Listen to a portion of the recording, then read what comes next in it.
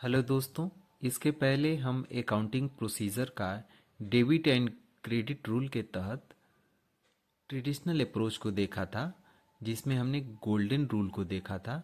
लेकिन अब आगे हम जो इसके इसके जो आगे हम देख रहे हैं, मॉडर्न अप्रोच देख रहे हैं।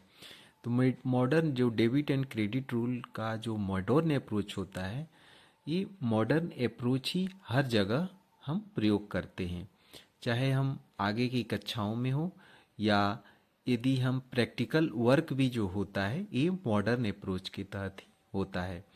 जो आगे के जो बड़े बड़े एग्ज़ाम्स होते हैं, जो प्रोफेशनल एग्ज़ाम्स भी होते हैं, उसमें सारी हर जगह मॉडर्न अप्रोच को ही ज़्यादा अप्लाई किया जाता है।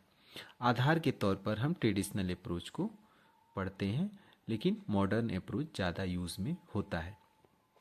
इसमें क्या होता है कि इसमें जो याद रखने का जो तरीका है, क्लियर से याद रखेंगे। जैसे लिखा है ना, CLEAR। सी का मतलब हुआ कैपिटल, एल का मतलब हुआ लायबिलिटी, ए और ई का मतलब हुआ एक्सपेंस, ए का मतलब हुआ एसेट्स और आर का मतलब हुआ रिवेन्यू। तो इसका रूल ये है कि एक्सपेंस और एसेट्स जब बढ़ते हैं, जैसे देखिए ऊपर का चिन्ह लगा हुआ है, तो एक्सपेंस और एसेट्स जब बढ़ते हैं तो डेबिट होता है, और जब एक्सपेंस और एसेट्स घटते हैं तो क्रेडिट होता है।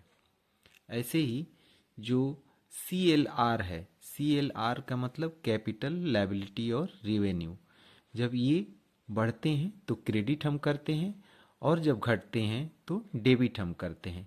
इसी को हमें ध्यान में रखना है।